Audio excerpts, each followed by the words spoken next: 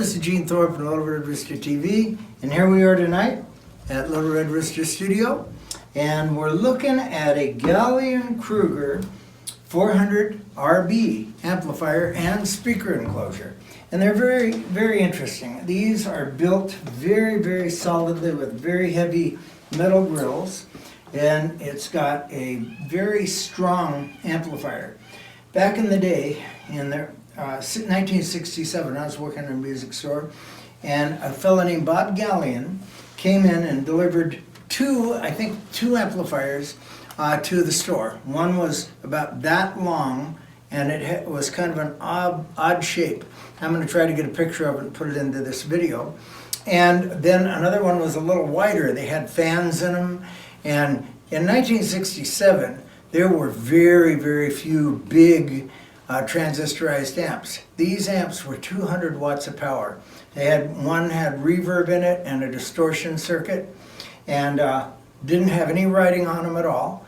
And we come to find out that the Gallion amplifier was what Carlos Santana used at Woodstock in 1969. And it was loud enough for the crowd. Of course, they mic'd it and all of that, but that's one thing that happened there. And then they really kind of specialized in bass amplifiers. He joined up with a fellow named Kruger, and they started building amplifiers like this. This one came out in about 2,285 watts of power. Very nice amplifier. And nowadays, bass amplifiers like this weigh very, very light, a pound, pound and a half, and might be 800 or 1,000 watts of power. So they've evolved quite a bit.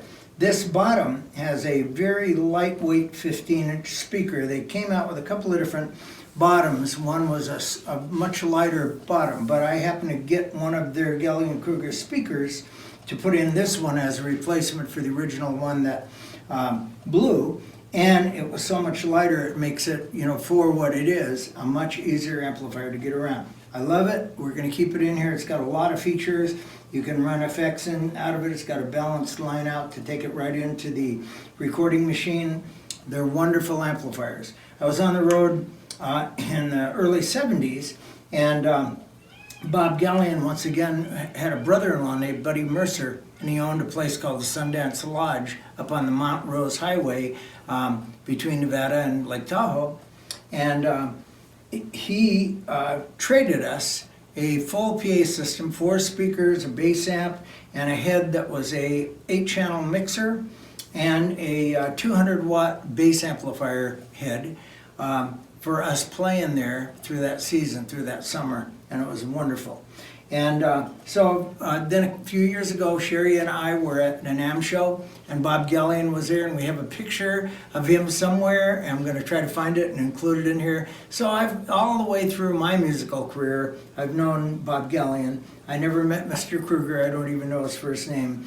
But this is the GK Gallien-Krueger 400 RB bass amplifier and 15-inch bottom.